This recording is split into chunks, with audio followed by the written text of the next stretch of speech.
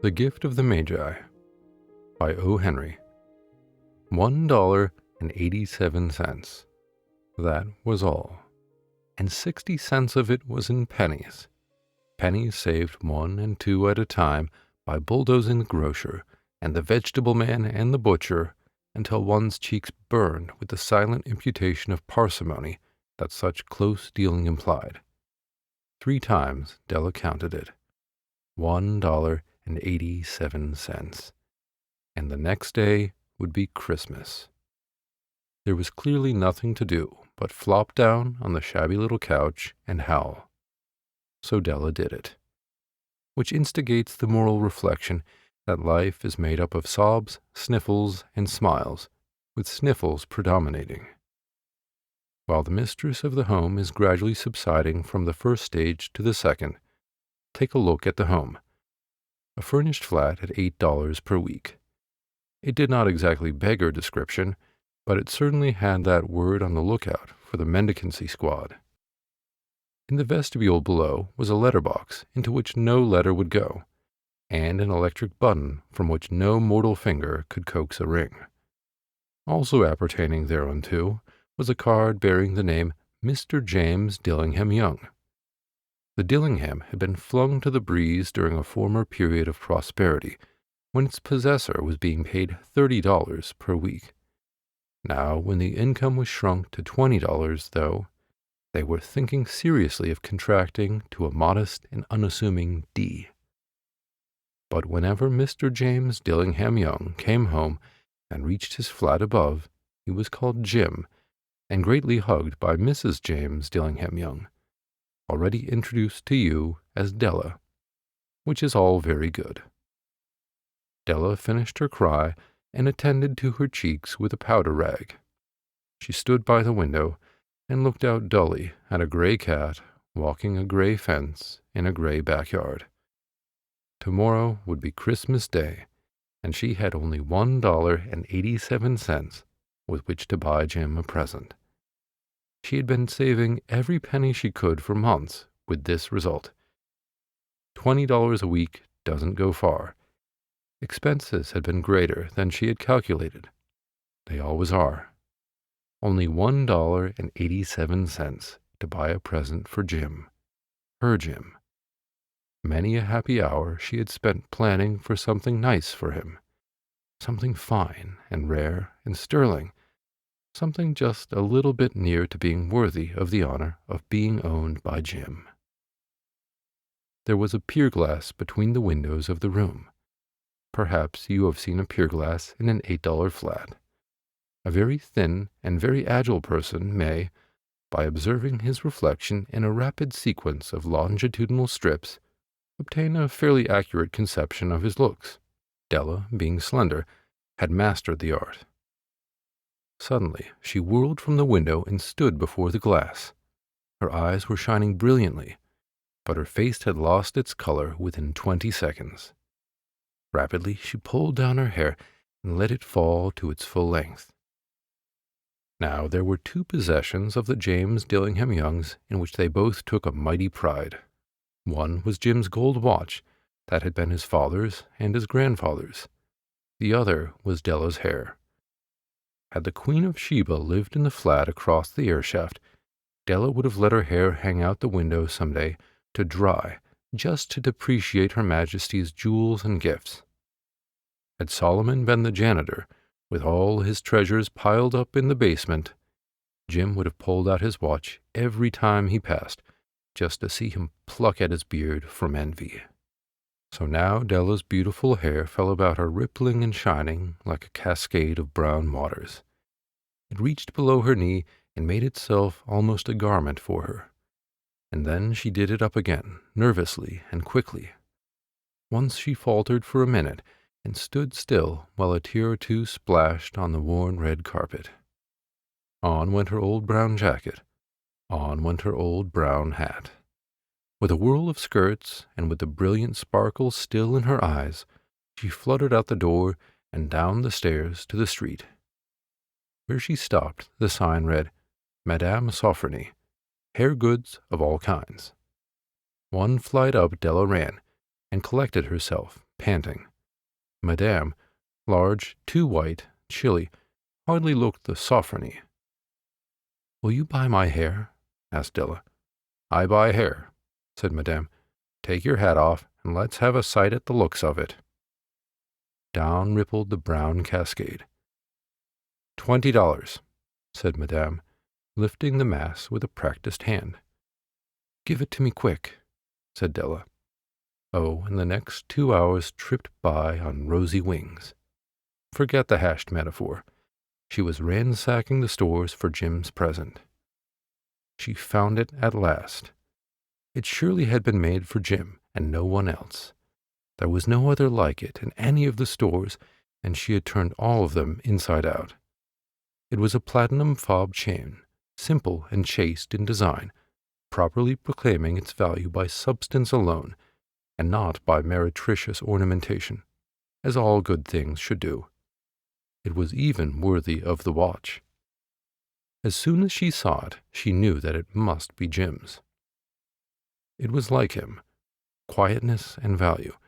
The description applied to both. $21 they took from her for it, and she hurried home with 87 cents. With that chain on his watch, Jim might be properly anxious about the time in any company. Grand as the watch was, he sometimes looked at it on the sly, on account of the old leather strap that he used in place of a chain. When Della reached home, her intoxication gave way a little to prudence and reason. She got out her curling irons and lighted the gas, and went to work repairing the ravages made by generosity added to love, which is always a tremendous task, dear friends, a mammoth task. Within 40 minutes, her head was covered with tiny, close-lying curls that made her look wonderfully like a truant schoolboy. She looked at her reflection in the mirror long, carefully, and critically. "If Jim doesn't kill me," she said to herself, "before he takes a second look at me, he'll say I look like a Coney Island chorus girl. But what could I do? Oh, what could I do with $1.87?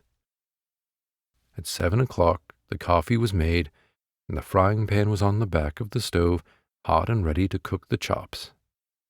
Jim was never late. Della doubled the fob chain in her hand, and sat on the corner of the table near the door that he always entered.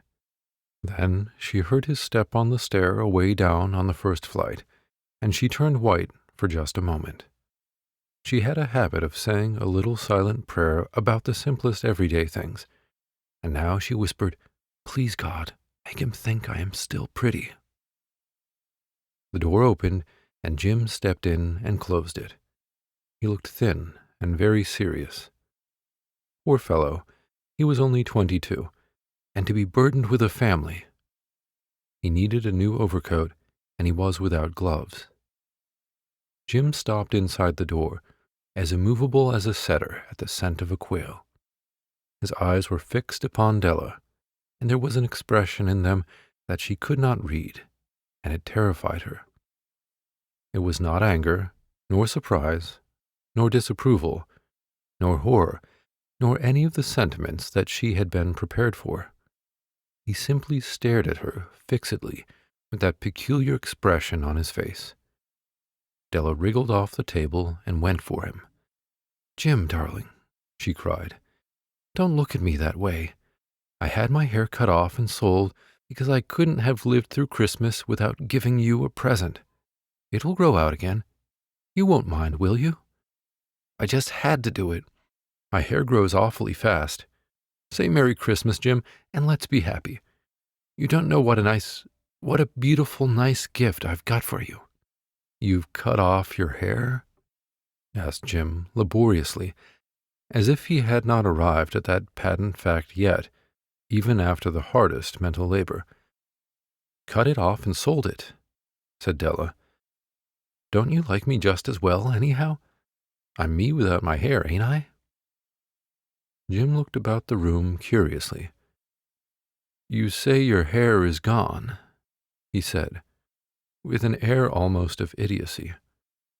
"You needn't look for it," said Della. "It's sold, I tell you. Sold and gone, too. It's Christmas Eve, boy. Be good to me, for it went for you. Maybe the hairs of my head were numbered," she went on with sudden serious sweetness, "but nobody could ever count my love for you. Shall I put the chops on, Jim?" Out of his trance, Jim seemed quickly to wake. He enfolded his Della. For 10 seconds, let us regard with discreet scrutiny some inconsequential object in the other direction. $8 a week or $1,000,000 a year. What is the difference? A mathematician or a wit would give you the wrong answer. The Magi brought valuable gifts, but that was not among them. This dark assertion will be illuminated later on. Jim drew a package from his overcoat pocket and threw it upon the table.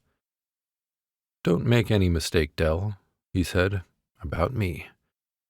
I don't think there's anything in the way of a haircut or a shave or a shampoo that could make me like my girl any less. But if you'll unwrap that package, you may see why you had me going a while at first." White fingers and nimble tore at the strings and paper, and then an ecstatic scream of joy, and then, alas, a quick feminine change to hysterical tears and wails, necessitating the immediate employment of all the comforting powers of the lord of the flat. For there lay the combs, the set of combs side and back that Della had worshipped long in a Broadway window. Beautiful combs, pure tortoise shell with jeweled rims, just the shade to wear in the beautiful vanished hair. They were expensive combs, she knew, and her heart had simply craved and yearned over them without the least hope of possession. And now they were hers, but the tresses that should have adorned the coveted adornments were gone.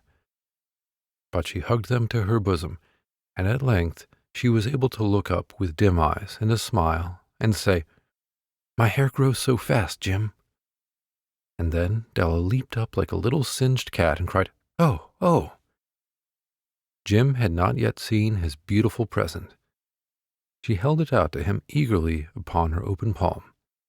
The dull, precious metal seemed to flash with a reflection of her bright and ardent spirit. "Isn't it a dandy, Jim? I hunted all over town to find it. You'll have to look at the time 100 times a day now. Give me your watch. I want to see how it looks on it." Instead of obeying, Jim tumbled down on the couch and put his hands under the back of his head and smiled. "Dell," said he, "let's put our Christmas presents away and keep 'em a while. They're too nice to use just at present. I sold the watch to get the money to buy your combs. And now suppose you put the chops on." The Magi, as you know, were wise men, wonderfully wise men, who brought gifts to the babe in the manger. They invented the art of giving Christmas presents. Being wise, their gifts were no doubt wise ones, possibly bearing the privilege of exchange in case of duplication. And here I have lamely related to you the uneventful chronicle of 2 foolish children in a flat, who most unwisely sacrificed for each other the greatest treasures of their house. But in a last word to the wise of these days, let it be said that of all who give gifts, these 2 were the wisest. Of all who give and receive gifts, such as they are wisest. Everywhere they are wisest. They are the Magi.